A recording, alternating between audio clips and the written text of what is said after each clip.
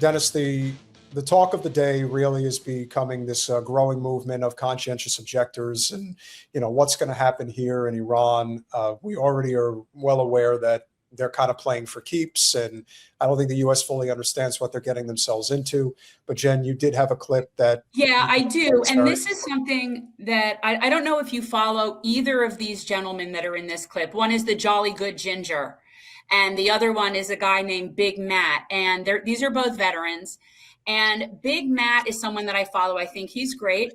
And I get a feeling that he might have done similar to what you did in service, in terms of like creating all these men, right? Like that's like what he did. And I just thought that this was interesting. And I have this idea of where we are in a revolution right now, that it's important for all of the veterans to that are on the same page, to get on the same page. So I just wanted to play this clip. So I thought it was really interesting. Bro, I didn't serve in the military because I'm some goddamn patriot. I'm a veteran. I'm a patriot. I did it because I was poor as fuck. I did it because they'll give me housing and food and education and health care. All I got to do is be willing to fucking die for rich people's war overseas as we invade brown countries and call it fucking liberation. I didn't join the fucking army. I'm not a veteran because I'm a fucking patriot. It's just because I was poor. And I don't love my country because that's the stupidest fucking thing I've ever heard of. My country is just moving on like nothing happened after Corey Ruiz was murdered in the street of Madison, Wisconsin. Another name added to a long list of names that's already long enough. Nolan Wells murdered, clearly murdered. We know something's up. We know something's up. Listen, people don't lie, change their story, and cover up shit if it's fucking nothing. I don't know who did it, don't know who's guilty, but somebody is. My country, who is literally funding a private army with more money than our own Marine Corps gets funded to kidnap people off the street, put people into concentration camps, ship them off to foreign torture prisons, circumvent the Constitution, fuck due process. My country, who doesn't care about the Constitution, it told me to swear an oath to when I fucking put on the uniform because I was too poor to say no. My country that they told me when I was in kindergarten to raise my right hand and put it over my fucking heart and pledge allegiance to the flag that never pledged allegiance back to me. Love my country that never loves me back. He said something I thought that was very telling there, which is something that you could probably speak to. A lot of people can speak to. I joined the military because I had no other choice. Yeah. Well, let me give you personal testimony. And before I start out, I always say this. I think you've heard me say this before. I can give you assumptions, opinions, and facts. Well, I'm going to give you a few facts. He is absolutely telling the truth when he says about joining the military because he was poor. Many of my friends and relatives joined the military because they were poor. They joined the military because they wanted benefits. And they joined the military because they wanted an educational opportunity. They didn't join because of patriotism. That is a fact. Personal testimony. I grew up in a military family, so I wasn't poor, but I was at the lower middle class. I personally joined the military because I wanted to get into the middle class. And I can tell you for a fact, there are many that are like that. Not about patriotism. I can tell you right now, I had no desire whatsoever to join the military. I'm glad I did now, because guess what? It was beneficial for me during that time. And to be quite frank with you, I felt I was alone with this. I think you mentioned Larry. He'll tell you this, and other senior military retired person will tell you this. I will not tell anyone to join the military right now. Something else that he stated already. This is a fact. All these wars, all the way back to the Korean War, have been based on chasing ghosts, not about the defense of our nation. I would tell folks, I think you've heard me say this before and you all mentioned before, all you have to do is go all the way back to 1939, a book and plus a speech written by General Smedley Butler.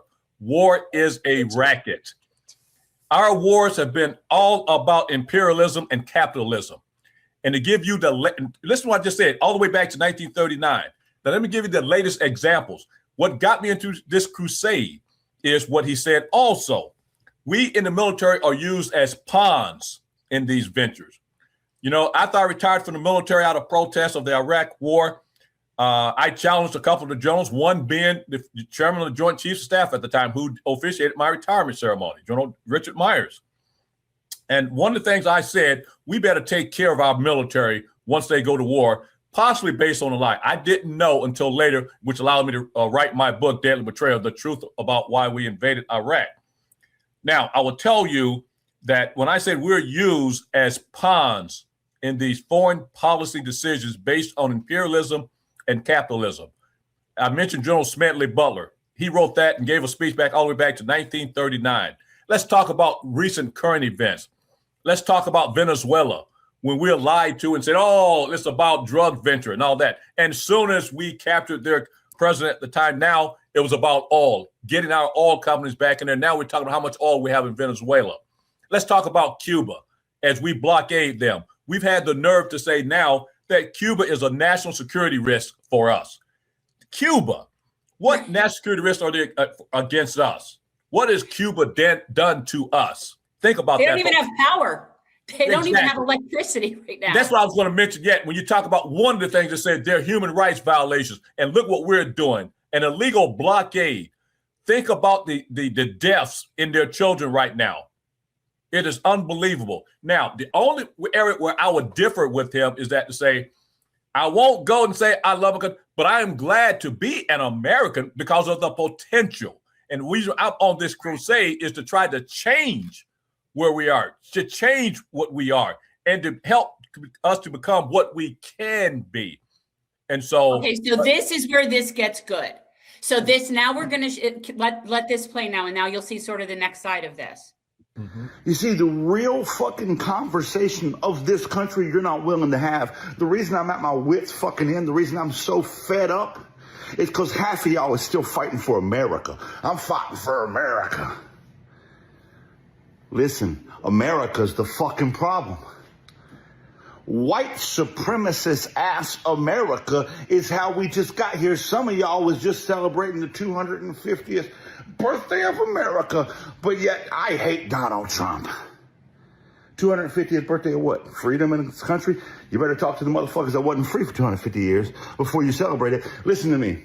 ICE is only doing what we've allowed the police to do forever. ICE is only doing what we've allowed the government to do to black and brown communities forever. Y'all not ready to hear the fucking truth about America? Y'all still hung up on, I love my country and that's why I criticize it.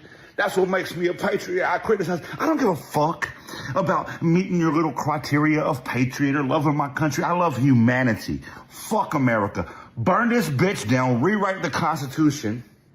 Oh, I'm sorry. Was that too radical for y'all fucking liberal motherfuckers? This isn't the clip that I thought it was of him, which then led into the one where Matt talks about him. But that's okay. This was good. If you want to play that, but let me just comment on that too. Yeah. Where he's hitting home with something as well. You know, I wrote down, some facts. But first of all, we're not fighting these wars for America. We're not fighting these wars for the defense of our nation. As I stated earlier, we're fighting for oligarchs. We're fighting for the rich. That is a fact. I gave you examples of that. You know, when we talk about patriotism, we talk about black and brown. Well, okay, all right. I mean, I would say blacks, they got to be the most patriotic people in the world for a cause, if you will. As I stated before, I want to get to where I think we can be. You know, my granddad, my dad, they fought in wars on behalf of America and were treated like dogs when they got back. My dad, I asked my dad to talk about growing up in Alabama, if you will. I asked him to talk about it. My dad would not talk about it. I had a gathering of all his grandchildren, children, nieces and nephews. And I asked him, hey, Dad, would you talk about it? He literally chewed me out because it's such a sad story for him to be where he was treated by his country. But yet he still went to war, not for maybe for his country, but maybe for us, his kids, but it was based on a lie. He didn't go to the Korean War. He didn't go to the Vietnam War for us and America. He went for the oligarchs. I guess somebody just chatted in, went to war for Israel. Well, let me just mention that. Opinions, assumptions, facts. This is a fact. I wrote in my book, people are surprised. I said, we didn't go to war in Iraq about oil. We didn't go to war in Iraq about revenge for the president's father. We went to war on behalf, as a fact, for Israel. Likewise, in Iran, now I'm sure we'll talk about that and what's going on now. And now people are coming out talking about it. When I wrote it in my book, oh, no, we didn't go to war about Israel. Now you even have people like Hillary Clinton saying, oh, Bibi wanted us to go to war with Iran. Oh, we had to have Rob Emanuel making his trips around the news media talking about, well, Bibi always wanted us to go to war for Iran. Well, let me just tell you a fact again. When we went to war in Iraq, we went to war when Bibi and the Likud party was telling us to go after Iran first. Why? Because they saw them as their biggest threat. You ready for this? For the colonizing of the Middle East, which originally they were doing it on behalf of the U.S., but it got too big for their britches. Because as you can hear, I tell folks, don't believe me. Just remember what Joe Biden said. If I'm just paraphrasing, if there was not an Israel, we would have had to create one. Yeah, and not only that, but when they say we're bringing democracy there, no, they're colonizing. That's what they're doing. That's colonizing. What a fact. A fact again. Yeah. Colin, I just sent you another clip. We don't have to get to it right now, but if you pull it up, and it's the one that I thought it was, but it's all good. Keep go. We have plenty of stuff that we can chat about with this. We're seeing what's happening when you reach, and we talked about this with the Colonel the previous week, and we'll talk about it with you as well. We have maintained since all of this really got started is that the Strait of Hormuz is the checkmate. There is no getting around the fact that it is an economic catastrophe. The gas prices are now starting to bump. I'm seeing it here. It's almost at $4 where I am. And cost of living prices are going to continue to soar because we cannot get out of our own way because we are literally attached at the hip to Israel. And the decision is basically being forced upon us, as is essentially what my opinion is what Iran is doing, is saying you have two choices. You either give up Israel or you go down with them. Those are your choices. And right now, unfortunately, the powers that be in this country are content for us to go down with them. And as we have been pointing out time and again, we need a revolution. It is the only way out of this. And that's why you have people like the Jolly Green Ginger effectively saying, burn it down. But what he's really saying is, we need a revolution. Thomas Jefferson, who wrote our original document of declaration, he always said that a day could come where you are going to have to scrap what we've created, take it down, and start again. We're at the 250-year mark, and it couldn't happen at a more ironic time, being that Trump is in charge. History has shown that most republics have a shelf life of about 200 to 250 years before they eventually have to be brought down and turned into something new. And we are well past that point in terms of the way our country has behaved. So how do you see this unfolding at this point? Well, let me just mention something, and you mentioned about my good friend and colleague, Larry, and he's been talking about that for the longest, that how long, people like us last, and we're at that time right now. But let me just mention something else that you stated earlier about it's time for a revolution. I will tell you that it is because of the fact we are occupied, not militarily, but our government is occupied by Israel and their supporters. And it's time for that revolution. Now, I'll tell you, Jen and Peter, which I'm so happy and proud of you all, and I look forward to coming on your show, is because it takes people like your shows to educate the public. And as I've been saying here for the longest, it's still we're in a bad state, but I'm the most optimistic I've ever been, in regards to that revolution coming and eyes being open. And what I would tell your audience, I used to feel so sad because I said we're preaching to the choir. And what that means by in the Baptist church, you're speaking to your followers, if you will, but now we're speaking to other audiences. And I would ask your audience to go out and talk to their friends. And as we go on, I always tell folks to do your own critical thinking, and I'll give you, certain examples. But we're at the point of the so-called revolution because more eyes are being opened now. And thanks to you all as well. But let me just give you the classic example when I tell folks to open their eyes and do their own critical thinking. This war in Iran, if you like you said, Peter, we're stuck in it now. we're in a quagmire. I've been saying it for months and months. I'm on record of saying it. I may have said it on your show in the past, but I know I've said it on others. Negotiations, diplomacy is dead on arrival. You know, you have Trump, the guy that you proclaimed. I'm joking, Peter, that the stable genius, if you will, who says it himself. He says he's a deal maker. Okay, he may be by being a crook and a liar and a cheater, but he's not a diplomat. He's not a negotiator, and that is the problem. Just run out loud on his social media platform. Just talking about his partners he's supposed to be negotiating with, as I'll just say dogs, if you will, crazos, if you will. And so to give your audience an example, we went to war, based on, we want to stop a nuclear weapon. Well, first of all, they would not make a nuclear weapon. If that was the case, as BB has been saying for decades, they're 2 weeks away, they would have had a nuclear weapon a long time ago. Now, I will tell you something I've been saying, and I wrote it in that book as well, and even you probably heard Larry Wilkerson and others have said it too. It would be prudent for them to develop a nuclear weapon now. Now, I heard Larry the other day, he said, hey, he think they have one or two. I've heard others say that. Larry Johnson was another colleague and associate of ours, has said they may have it. I don't know that, but I've been saying for years now it would be prudent for them to do that. But let me just give you an example for your audience for their own critical thinking. We went to war to stop them from having having nuclear weapons, like we lied that Iraq had so-called weapons of mass destruction. Lie. Them having a nuclear weapon are weeks away. Lie. Okay, we went to war for that. Well, they still, have the capability to make a nuclear weapon if they so desire. We went in for regime change. Well, we may have killed a few people, but the regime is still in place. We went in to stop their ballistic missile program. Well, we may have reduced some of them, not because of us, because they've used them. But they're not stopped, and they can still produce them. But guess what? Peter, something you mentioned earlier. Now something else has been brought into play. Now we're no longer negotiating about regime change. We're no longer negotiating about ballistic missiles. Now we're trying to negotiate the opening of the Strait of Hormuz, which is, you ready for this? Not literally yet, but could in the future, killing all of us because of what you just said.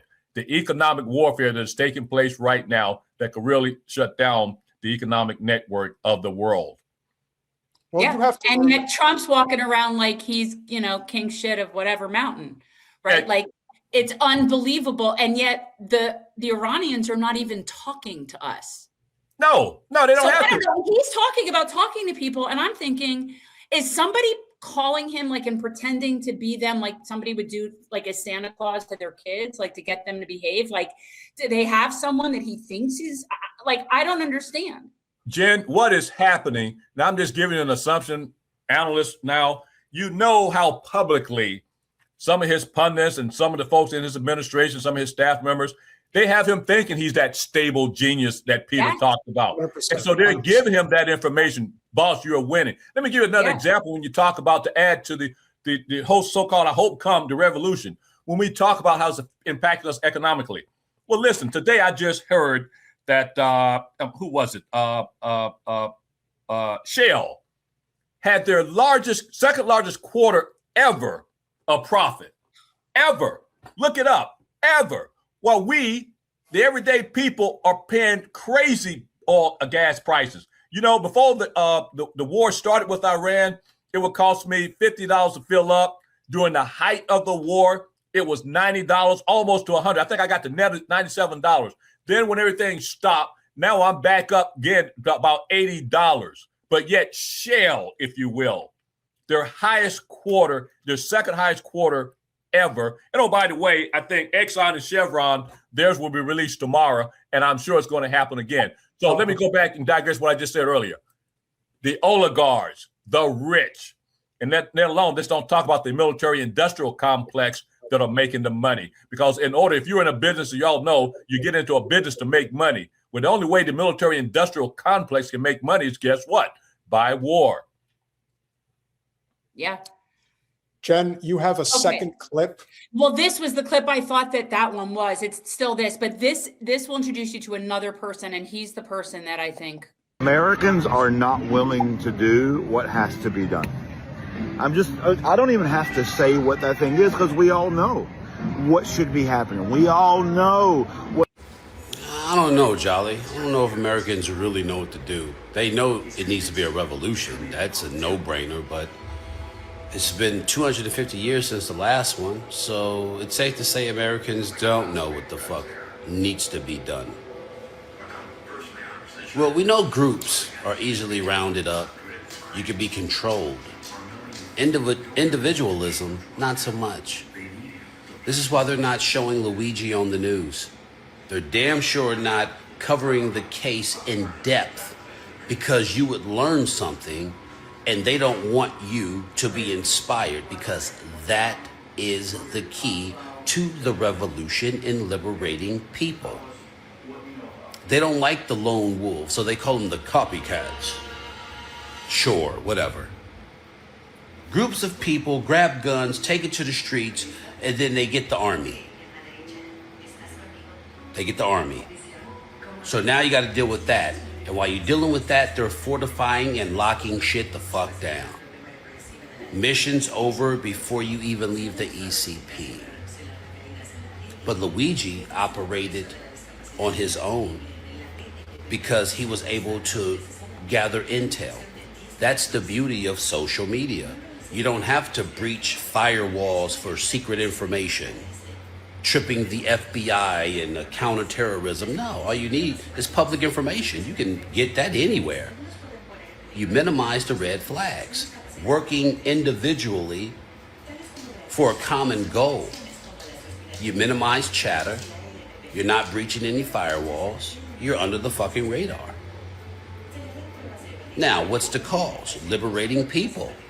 The government hasn't taken care of the people. They want to give money to another country that has universal health care. We don't even have that. They don't have homelessness. They don't have hunger. We do. This isn't about religion. The people liberating themselves and fighting the government on behalf of the people who don't have shit is noble.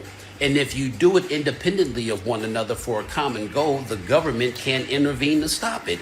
That's the revolution. That's the revolution. Well, let me just respond to something he said also, which I've been talking about. One, ready for this? They're correct. We don't know how to do it as a whole. Exactly. The biggest part of it, we are scared to do it also. Now, in order to have a revolution, though, you have to have a leader. And there's no leaders. There's people that know the truth. Now, I commend Thomas Massey and what's it, Connor? What's it? I can't remember.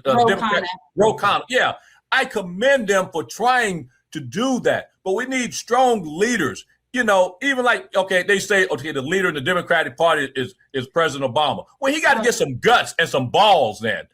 You know what I'm saying? To come out. He's not going to find them now, Dennis. He hasn't found them yet. That's the frustration.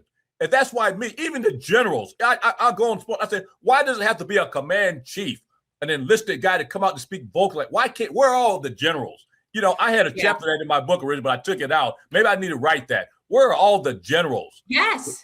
You know? And so, so there's two things I will say. We don't know how, we are scared, and we don't have the visible leader to lead people to get the revolution going. And that is the issue. But as I stated earlier, we got a long way to go. This is my most optimistic I've ever been because of the fact more eyes are being opened.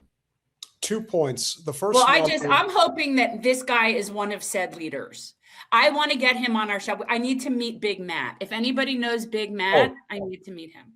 And let me I follow them on TikTok. You know, I think I told you before, you know, I don't post a lot, but I'm a TikTok nut. And so I've seen them both. And I do follow them. And just to hear what they're he's saying. Great. Yeah. Let it play, Peter. Can I make my point? Sorry, Peter. Oh, yeah. Sorry, Peter. It wasn't you. It was Jen. So 2 points. 2 points. First one is, I think we've gotten to the point now where when we see something really bad happen, we actually can't get mad at it.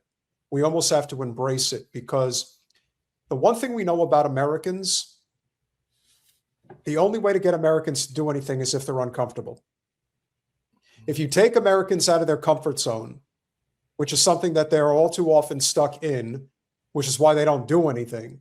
Because I said from the domestic side, the only thing we're going to be able to do here for the Palestinians is we're going to be able to break away from Israel at home. What's going to happen abroad? I can't speak to that. And we're going to get to a little tidbit on that shortly.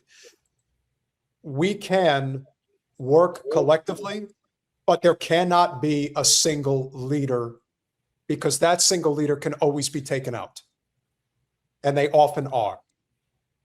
It's the coalition, it's the chapters, it's the understanding that there are leaders everywhere.